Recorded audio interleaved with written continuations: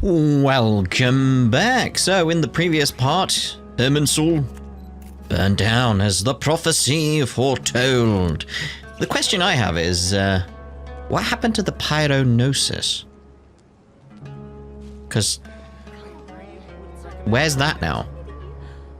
Well, that's the last of them. Everyone on the list is already back where they should be. It was a long, hard road, but we finally finished escorting everyone back. I just pray that we'll never need to leave again. I hope we can stay here forever in this peaceful paradise of our own choosing. Paradise. In the annals of the Temple of Silence, that word carries great significance. It represents the hopes and desires of the gods. Their longing for a place to rest. On this channel, it has a completely different significance.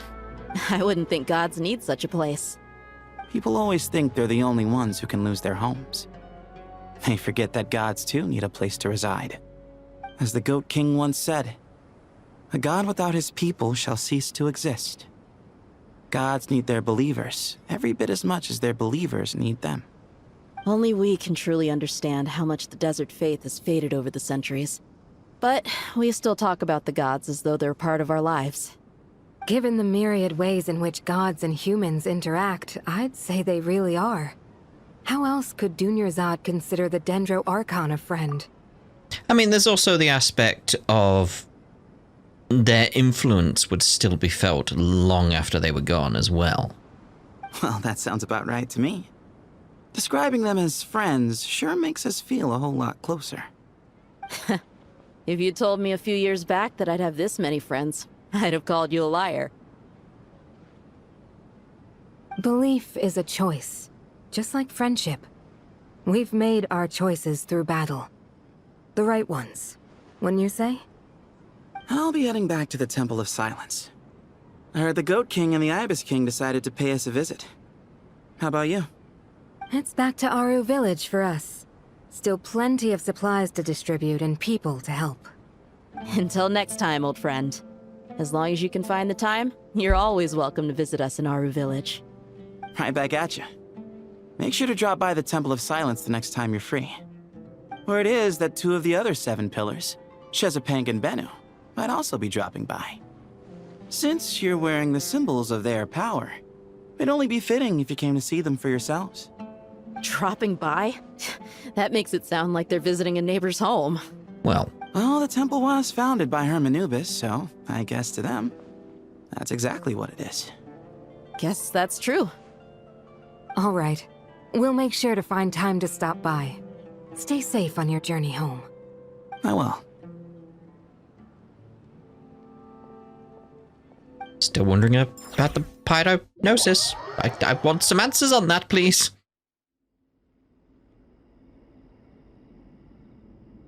You do have a point. I do, yes. See? Retirement has always been a problem, especially for old-timers like us who've been locked away all these years. You finally step out into the light, and bam! You're face to face with a whole different world. Naturally. What do you think, Layla? Huh? Why would you think to ask me? How could I possibly be qualified to decide where the servants of King Deshret should live? Sorry if my question was unclear. Do you think their statues will stand out too much if we place them here? Hey, I never agreed to this. How could we possibly allow our statues to be left in Hermanubis' home? That would be like breaking into someone's house, then pretending it belonged to you in the first place. Different beliefs can coexist. We still need to respect one another. By which you mean, you two plan to stay at the Temple of Silence, for a while at least, but you have no intention of relocating your statues here. So, you see this as sort of a family visit? Is that correct? Family. You could say that. In a sense, Hermanubis would view this as his home. Just look at this place. Magnificent, is it not? The sad truth is, in the past, all three of us invested so much into misguided ventures.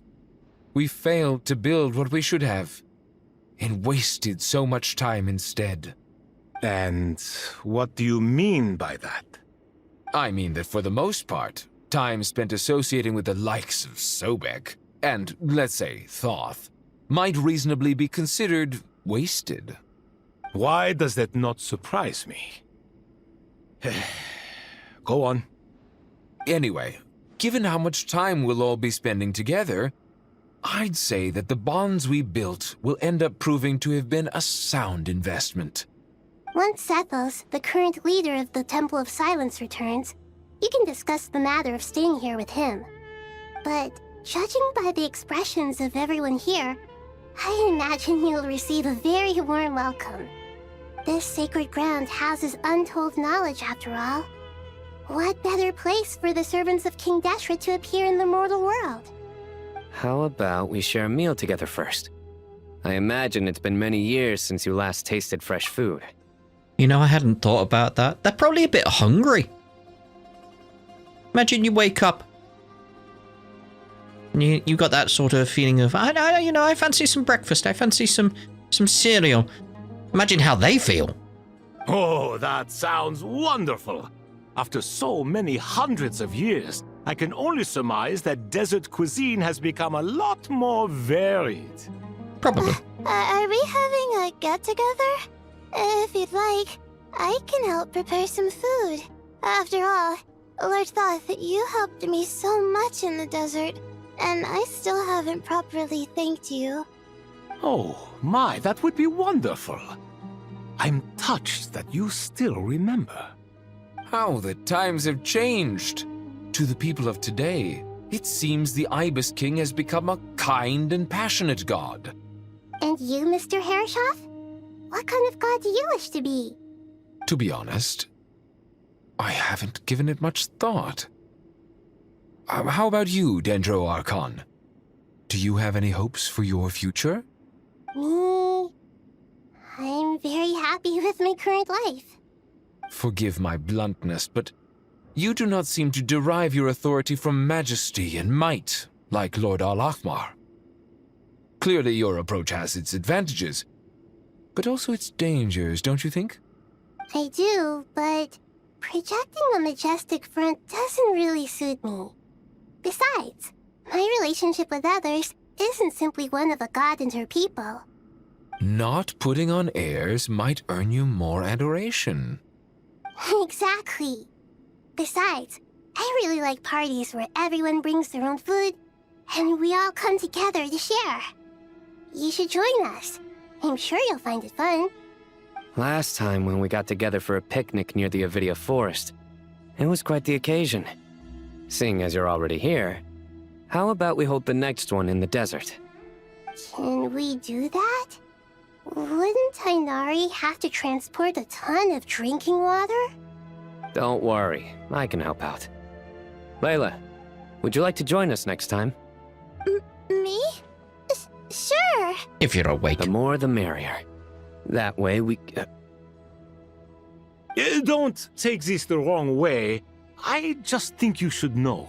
When it comes to passing the time, chess is more our thing. In that case, Dendro Archon, what do you say? If I were to compete against you, I can't say with certainty I'd win, but I certainly wouldn't mind giving it a shot. Where's Sobek? I'm sure he'd be good for a few rounds. Cards, cards, cards! I'll always prefer chess.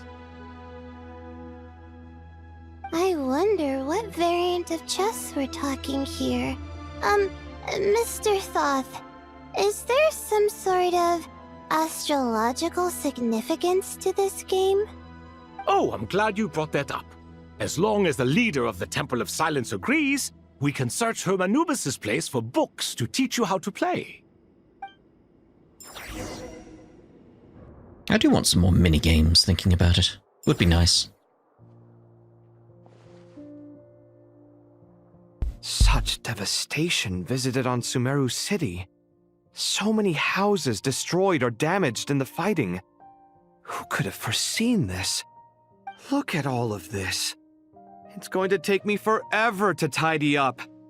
I suppose living below the academia doesn't always work out to your advantage.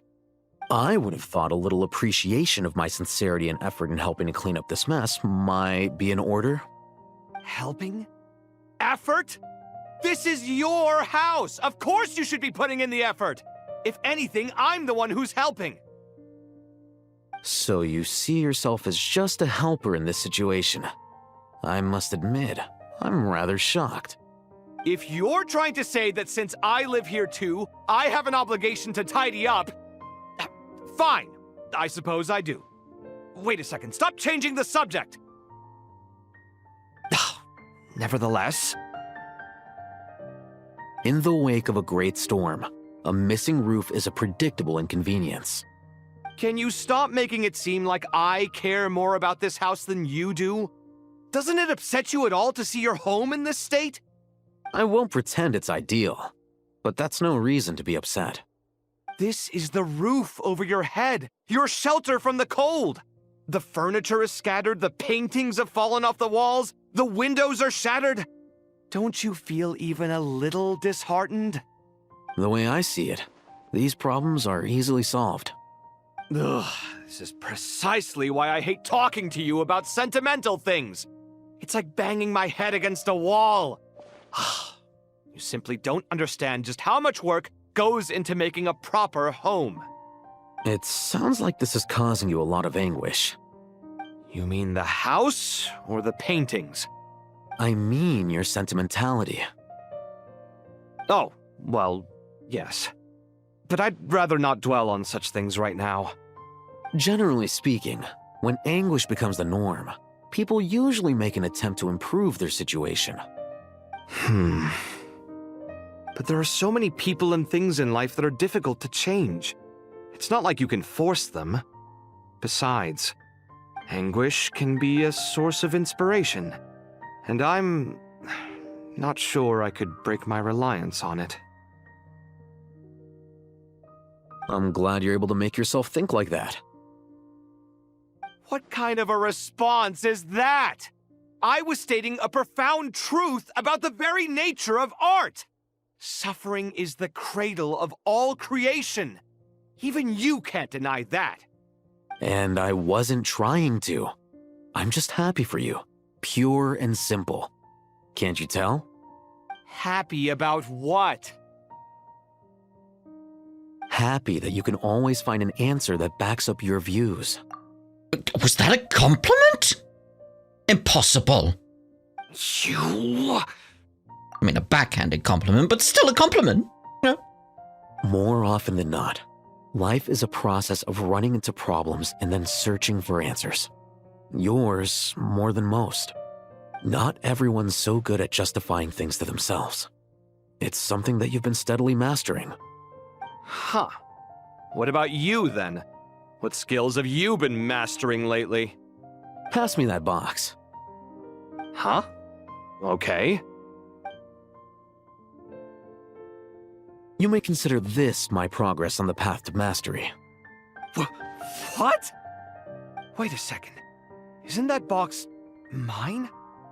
Hey, it is! It must have fallen off that shelf. I'll hate them. Those are my paints and inks. Would you like me to put it in your bedroom for you? Huh? I mean, sure, if you don't mind. What kind of progress is this? Does he think he can bribe me? Not that giving me back my own things is much of a bribe. These books on the floor, they're a complete mess. And this one, didn't he say it was an out-of-print collectible? It's completely covered in dust, and some of its pages have even fallen out. Ugh, guess I should help him repair it. This one too. And this one. Again, I love those two. They're so fun. Oh, just drop back into it all, am I? What do I have to do? I mean, there's a yellow dot on the map, but it's not telling me what I've got to do. That's unusual. Local subter beasts, imported goods. Such a bright future ahead. I can picture the Mora just rolling in.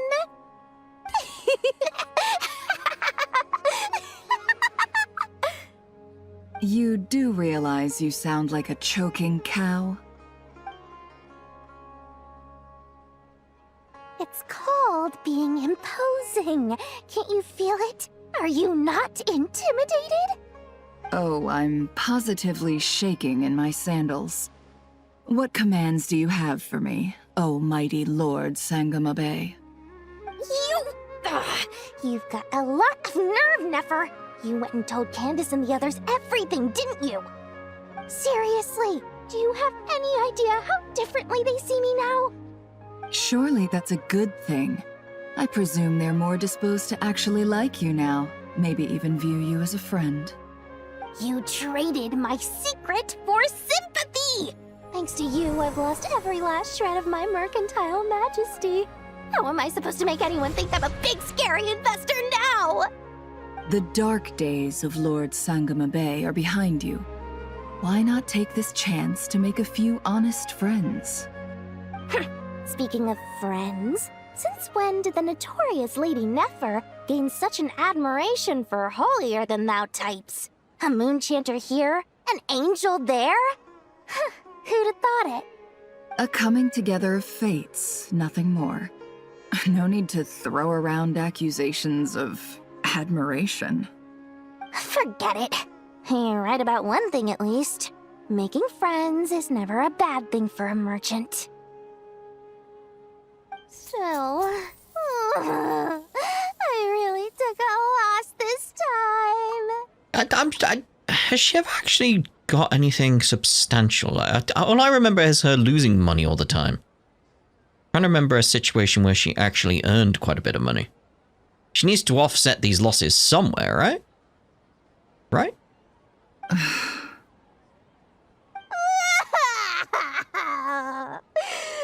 are you looking at?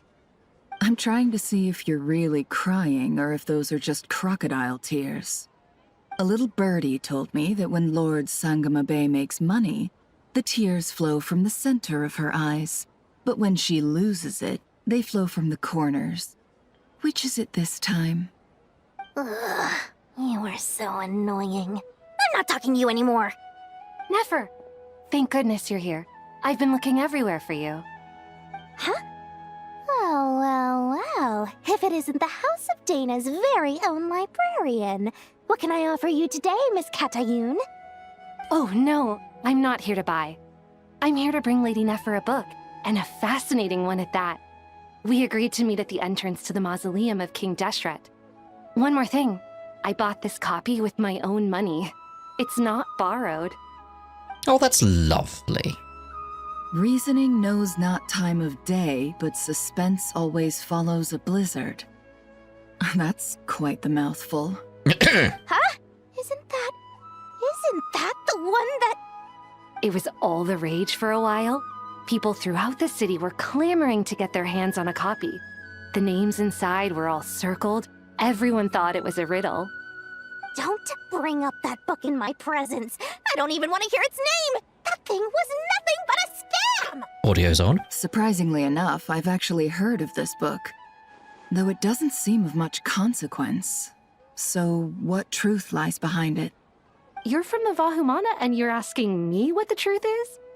I'd say the actual truth was about the least important part of the whole episode. I brought you this book because it probably has the most interesting backstory of any in the House of Dana's collection, at least in recent years. As for its quality, well, you can judge that for yourself. Don't tell me it's actually any good. You may not know this, Lord Sangamabe, but Lady Nefer has a fondness for books with... how should I put this? Mixed reviews? No eye for good literature, huh? Perhaps she feels that bad books hide interesting secrets? But I shouldn't put words in her mouth. It's probably fair to say she prefers the conversations that books can spark over the substance of the books themselves. Suits my style as an intel broker, wouldn't you say? Very interesting, thank you. I'll return it to you once I'm done reading. And as it happens, I have something for you, too. Incense? I imagine you've already used up the incense I gave you last time. Here's some more. This batch is from Krai, so the scent won't be quite the same. Well, actually, I've been saving the incense you gave me. I couldn't bring myself to waste it without a special occasion.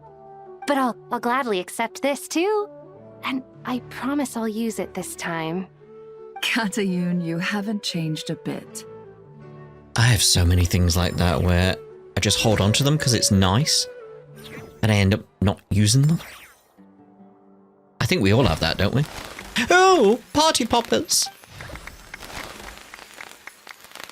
Congratulations, Collei. Yay! Well done, Collei. After studying for so long, you've finally become a full-fledged ranger. Sure hasn't been easy for you, huh? This really is fantastic news. All grown up. No longer a trainee, but an official forest ranger. Oh, the next step is to secure tenure in the academia. Thanks, everyone. It's true. I'm an official forest ranger now. Master Tainari, thank you for your guidance and support. I wish Mr. Sino were here so I could thank him too. Sino had a matter to attend to at the Temple of Silence. I don't imagine he'll be back for some time. But don't worry, we can celebrate together once he's finished. I'm afraid the party will have to wait. Collei still has some matters to attend to first. Collei? Is everything all right? No, it's not what you think. There's nothing wrong with my health. I just have a few things I need to deal with. I've made plans with the Traveler and Paimon to visit Mondstadt. Master Tainari and Mr. Sino will be accompanying us too. Well, that's a relief. Let's get together when everyone's back. I'm sure you'll be doing even better by then. Of course. I have a feeling you're right. It's nice to see how far Collei has come. After all this time, since we first met her. A few days later. Phew. After all that catching up on sleep and food, Paimon's feeling full of vim and vigor again. For someone who spends so much time resting, your recovery routine is surprisingly simple. Hey! Paimon's been working her butt off too, you know. She flew all over the city helping everyone out. Don't worry, I saw how hard you worked. Alright, we all know you're the most hardworking person in Teyvat. As long as you're rested and full, that's what really matters. Paimon's been looking around the place, and it seems like the city's already on the mend. But Paimon's been wondering how Nahida's doing. We should check in on her. Indubitably. Hello, Nahida. Oh, and Hat Guy. Hey, Nahida! And Hat Guy's here too! That's what I said. Traveler, Paimon. What's going on here? Nothing much. Nahida was just expressing concern for my physical and mental well-being. Oh, the Traveler told Paimon all about that. We've both been very worried about you. Are you feeling alright? You make it sound like I'm on the brink of some kind of breakdown. Truth is, I'm doing much better than you might imagine. If we can just get to the bottom of Dottoro's intentions, we can minimize his negative influence. That's the sort of thing I excel at. Just listen to that newfound optimism. It seems like having you enroll in the Bahumana was a truly inspired move. I can really see the positive influence. Observe, a classic Sumeru specialty. Chalking everything up to education and learning. To be honest, even I can sense the change in you. Everything Dottori said to you was a way to manipulate your mind. Fortunately, you're no longer under his sway. Yes, you are your own individual now. So I was just thinking Monty Python, so I chuckled to myself. Can someone as old as me really continue to grow? Everyone can continue to grow. Simple as that. If it helps, just think of yourself as a late bloomer. It's all a matter of phrasing, and it comes down to what standards you measure yourself by. For a puppet, developing at such an age is perfectly normal. But if you choose to call yourself a late bloomer, it sounds more like you consider yourself human.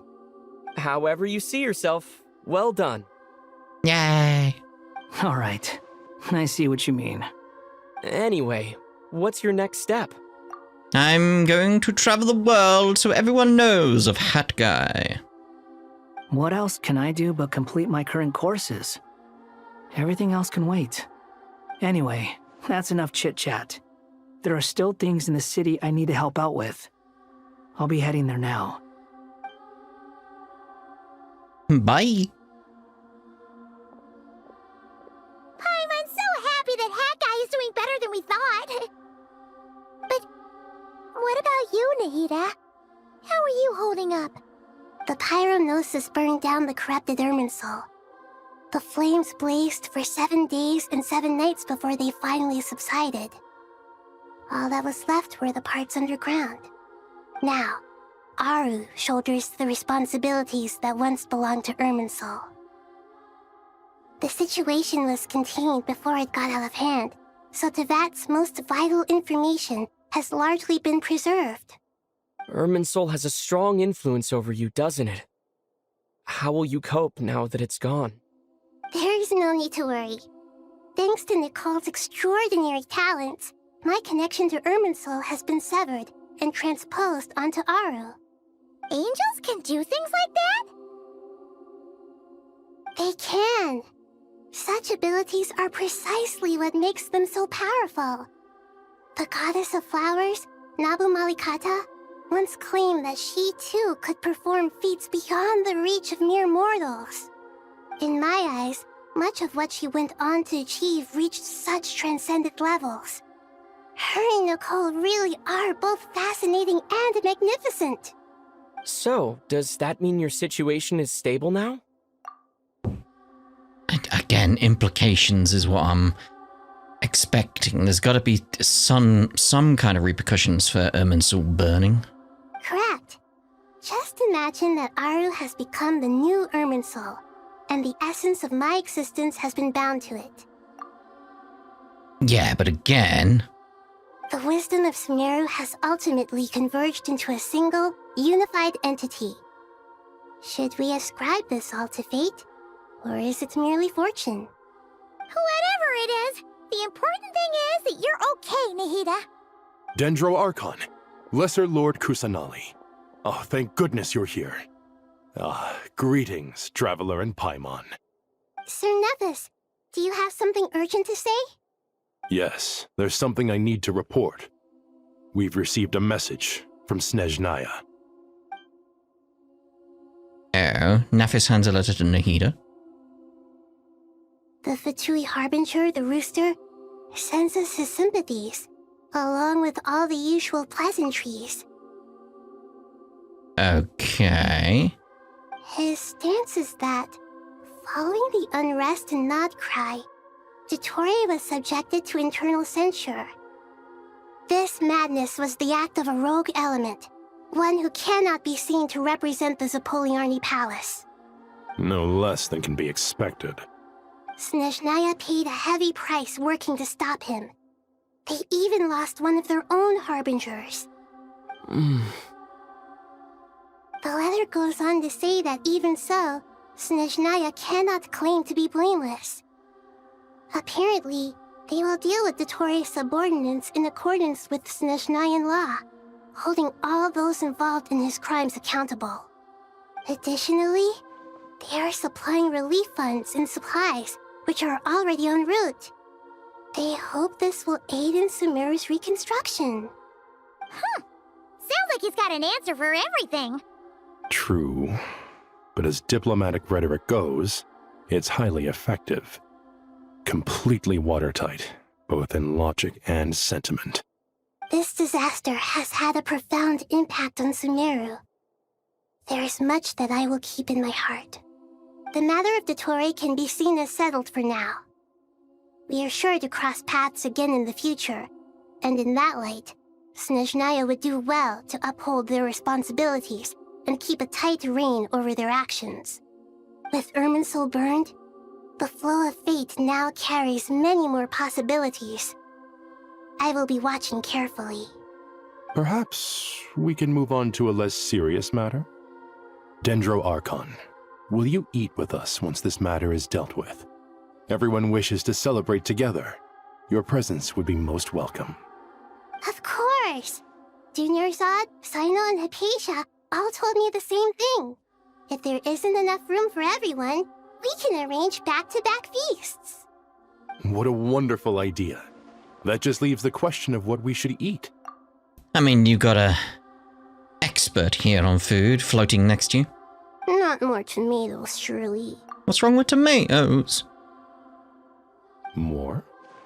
Dendro Archon, what do you mean by more tomatoes? Those good friends of yours are always talking about tomatoes. Sometimes when I'm walking through the city, I can even hear them arguing in the fields. Since you see them so often, you must hear about tomatoes even more than I do.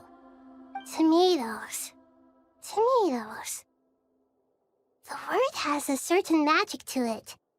Like the autumn fur of a sumpter beast swirling in the wind, sometimes flying up my nose. Tomatoes. What can we make with tomatoes? Wait, why tomatoes? Take your time, there's no need to rush. The Traveler, Paimon, and I still have somewhere we need to visit. You'll have plenty of time to think it over before I return. Does this mean you're going to Natlan? Meet them there in person. It will require a long journey. I know. But this is necessary. I must go myself. Traveler, Paimon, we'll set off as soon as you're ready. Is that all right? Sure. We'll be ready whenever you are. I mean, I've got nothing else to do, have I? So, you know. You'll hear no objections from Paimon. We should grab some snacks along the way, though. It'll be just like going on a long holiday. Like I said, food expert. Wonderful. I'm looking forward to this so much.